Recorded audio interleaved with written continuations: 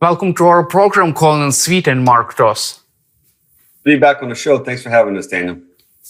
Great to be here, Daniel. Thank you. Ukraine has hit 4 Russian strategic aviation airfields, destroying at least 13 Russian strategic nuclear-capable bombers. I would like to begin with you, Colonel Sweet. How can you assess this military operation from a military point of view, and what are the main implications for Russian war effort and for Russian army? Sure. Look, when you break this down by the 9 principles of war, surprise is one of those principles that Ukraine has seized upon. And Russia never, in their wildest imagination, ever envisioned either of those airfields being struck. And the Ukrainians put forth a considerable effort to build the drones, to encase the drones, to hire the drivers, to get the trucks into position. The other thing that I think, as far as innovation is concerned, is we've talked about this before. There's multiple fights on the battlefield. There's the close interdiction in the deep. This was certainly the deep, but this is also certainly going after the weapon system versus simply going after the missile that strikes the country. So a major win in being able to take out those systems. And when people try to equate those bombers with the nuclear triad, I'm also quick to remind them that they didn't bomb a nuclear triad. They bombed a delivery system that many of those weapon systems, those aircraft, were loaded with weapons that were going to actually be used against Ukrainian cities. So surprise, ingenuity, and the ability to strike back is what hitting you is in the story that we should all be looking at. You just mentioned about the work of Ukrainian spy agencies regarding transportation of these drones inside Russia, penetrating in Russia's security system. What does this attack indicate about Ukraine's security apparatus and Ukraine's intelligence capabilities inside Russia? Clearly much better than Russia anticipated, and I think probably much better than the United States and Great Britain anticipated as well. And I say Great Britain because both of those countries were involved in training, at least to some degree, the Ukrainian intelligence apparatus. But look, Ukraine once again has demonstrated initiative and the ability to look out beyond, just next week or the week after. This exercise or this operation, if I'm not mistaken, was planned out about 18 months in advance. So it's just the incredible ability for them to do that and then to actually successfully accomplish it just speaks volumes about the capabilities of the Ukrainian military and their special operations services. And Mark, how do you see the main political consequences of this attack for Vladimir Putin?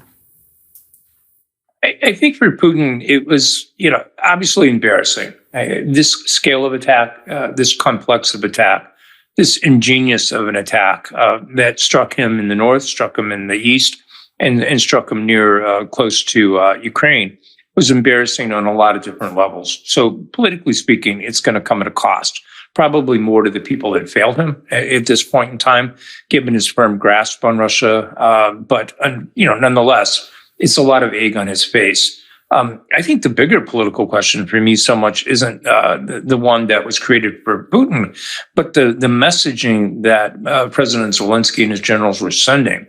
I mean, we just had a President Trump basically saying in the White House several months back that Ukraine didn't have many cards to play. Well, these were some magnificent cards, and they were aces. Every single one of them took out these various nuclear capable bombers that Putin has been using to conventionally, intentionally bomb Ukrainian civilian targets, as you know, in Kiev and Lviv and across the country.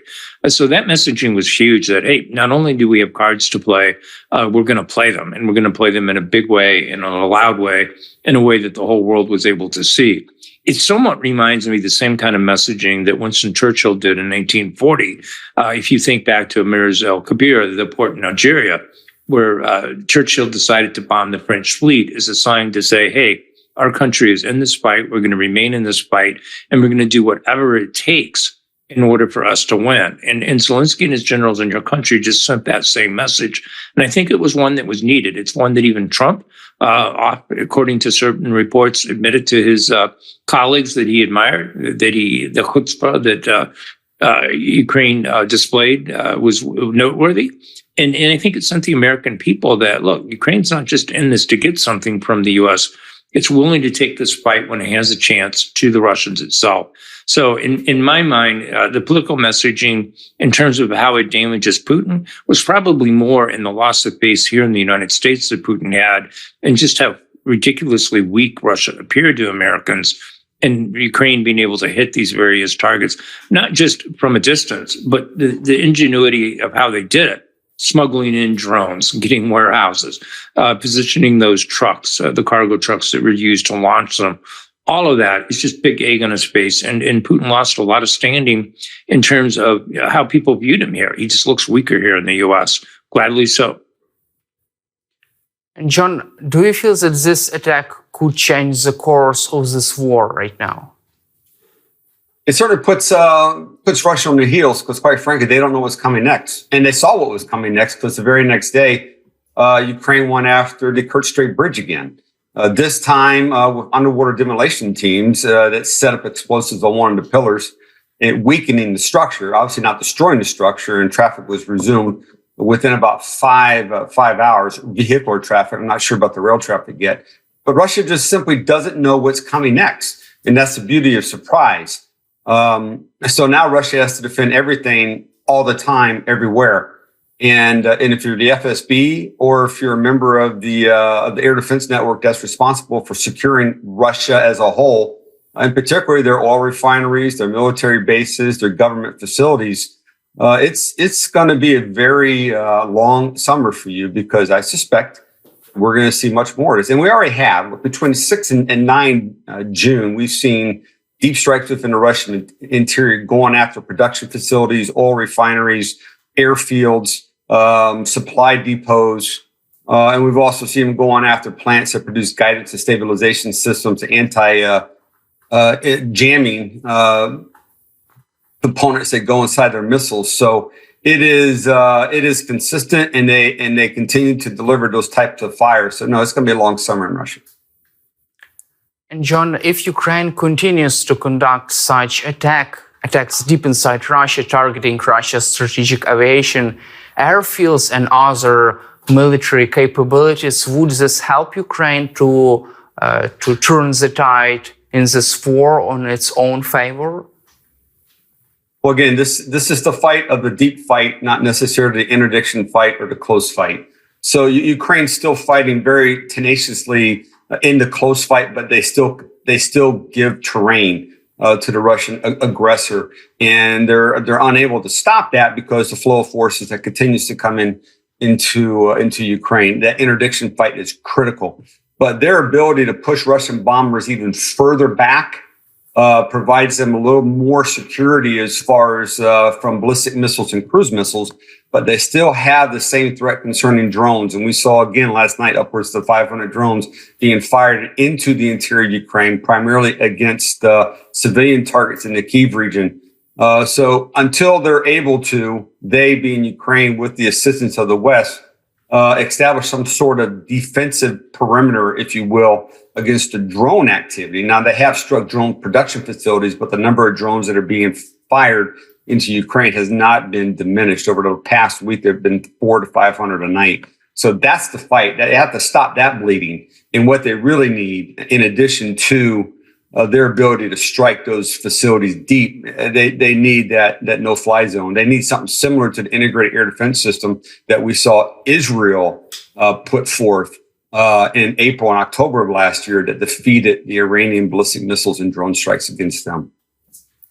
And Mark, let's cover also political implications of this attack on the thinking of the US President Donald Trump, who has been confident that Ukraine doesn't have the cars. Do you feel that this attack could change something in Washington? That's the hope, right? That it does start to change Trump's mind. I think Trump very much is someone that wants to get past this war in Ukraine for all the wrong reasons. doesn't understand the value of winning it. Ukraine does, thankfully. People like Secretary General of the NATO, Mark Rutte, gets it as well. So from that standpoint, I think it's a good thing that the timing of this for Ukraine to have done it was smart, and it was well timed. In terms of whether it changed Trump's long term, it's hard to know. Well, this is, I mean, he's very transactional in his thinking. His approach to managing the war in Ukraine has been one of wanting to get it over more than it has been one to winning it.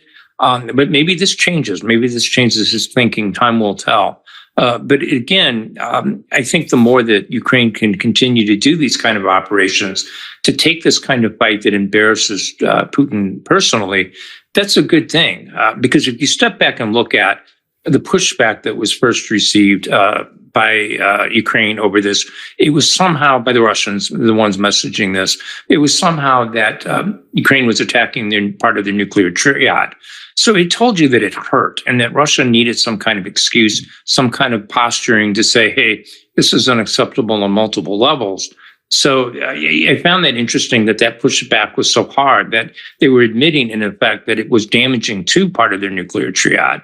Now, obviously, that was BS. We all know that. These are the same weapons that, as a multi-purpose weapon, they've also been used to deliver conventional attacks against Ukraine and Ukrainian civilians across the country. So it was nonsense, but I think it's indicative of that Putin and his team at the Kremlin realized this was damaging messaging to be getting out. It makes Russia look weak at a nuclear level. And I think they're concerned about how that may play in Washington, D.C., and how that may play in terms of what Trump sees of them.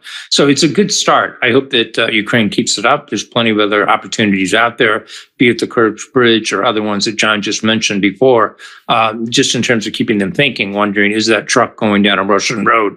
You know, a Ukrainian truck, or is it really a Russian truck? So lots of good things could come out of this, and a lot of good political messaging that could be delivered in Washington, but Ukraine's got to keep it up.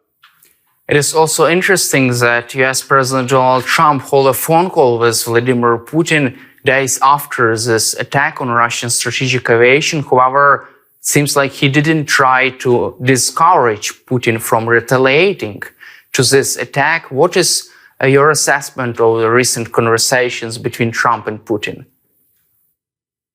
Yeah, I think, and I'm going to let John defer to this in a second here, defer to John, because he's dug into this a little more deeply than I have. But I think on the surface, Trump is still trying to find a path forward with Putin and is trying to ratchet down tensions as opposed to increase them. Completely wrong in doing that. It makes no sense. From a military standpoint, from a negotiating standpoint, it's kind of absurd that Trump's doing this, yet he still does. John, you probably have a better appreciation of this from a military standpoint, so I'm going to punt it to you. I wasn't sure who Daniel was asking us to answer this one. Sure, John, you can just continue. Neither was I, as you could probably tell, as we both had that pregnant pause. No, look, the optic that the president would call Putin seemed as though it was more conciliatory than it was, hey, you just saw what they're able to do. Maybe you should consider doing something else. He didn't say that in his post on Truth Social. What he said was he spoke to him. And then he also came back and said that Russia is going to retaliate. And from our perspective, we just wrote about this in the key post that should come out either today or tomorrow. But that messaging, more or less, without responding to it, he more or less gave tacit approval for Putin. And I think that's the way the Kremlin interpreted that, is that they could respond. Now, what they've responded, and they say they've retaliated against civilian targets. Basically, they responded with cruise missiles, ballistic missiles, and drone strikes against targets within Ukraine. But I'm not necessarily sure that's the response, because that has been the tactic that they have used for the better part of 3 years. It's just more of the same. Okay. But it is a bad optic when you call them and you don't call Ukraine. And there's no indication that the president called Ukraine to say, hey, congratulations, great strike. We can build upon that. He didn't use that telephone call to tell Putin, hey, you're in a bad spot. Maybe you should consider coming to the negotiation table because Ukraine has greater capability than you've given them. No, what he said was, afterwards is that Russia is probably going to retaliate, and it's not going to be pretty.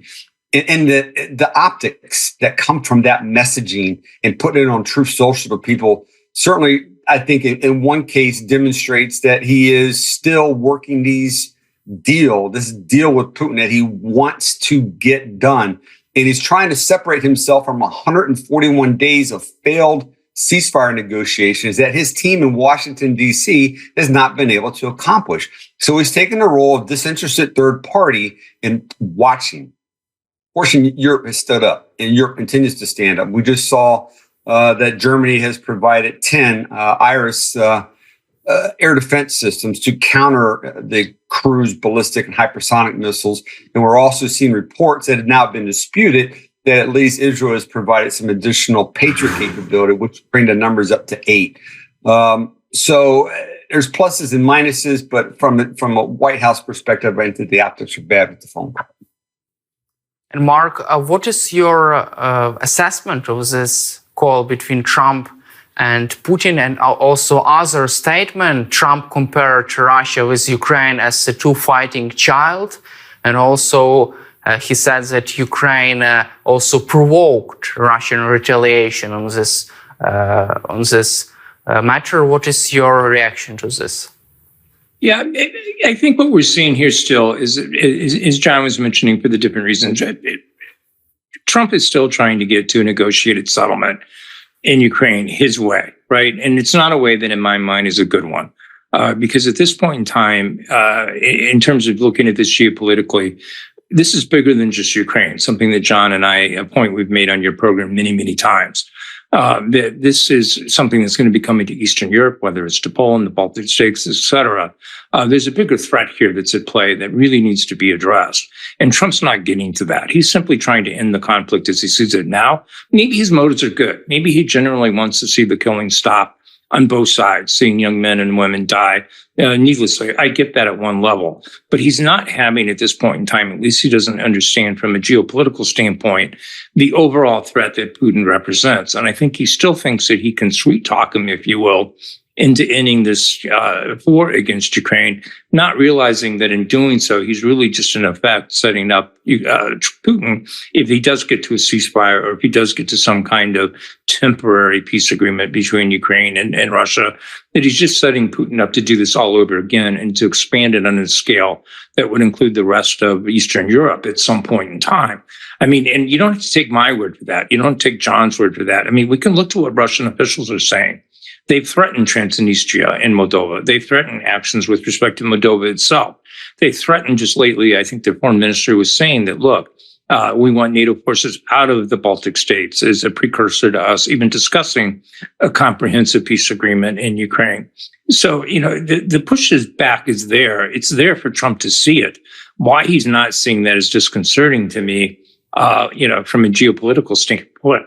But hopefully those around him are starting to get that messaging. I think Trump is just being Trump, where he's trying to will something into a result, but I don't think it's going to work here. Putin is out playing a very different game, and it's simply time that Trump wakes up to that fact. And also, according to the Wall Street Journal, Trump's office is trying to weaken a bill which is in the Senate on sanctions against Russia. Do you believe that Trump would ever impose sanctions on Russian economy or support this bill, which is being introduced by Senators Lindsey Graham and Richard Blumenthal? Simply put, Daniel, yes. I think he will get to that point in time where he will sanction, because he's not going to have much of the choice. Anything else that he's been trying to date hasn't worked. The only thing that's been effective in getting Putin to take any kind of pause, frankly, has been Ukraine taking the war to his conventional bomber bases, you know, near Murmansk, near Finland, and in Eastern Europe, is what we talked about. So I do think there's political support in Washington, D.C. It's increasing, it's vocal. It's becoming unified. That's saying, let's sanction Russia. Let's get it to there. You're seeing that throughout the Republican caucuses on both the House and the Senate side. It's more important on the Senate side, obviously, because it's a foreign policy matter. So I do think that we can get there. Is Trump there yet? I don't think think so, unfortunately. But the political pressure is growing on him within his own party to do that. John, your thoughts? Sure, John, you can I just agree. continue this. I think he doesn't want to do sanctions because he knows that if he imposes sanctions, he's going to lose Putin. Okay. I think the senator has, what I've been told, 80 votes.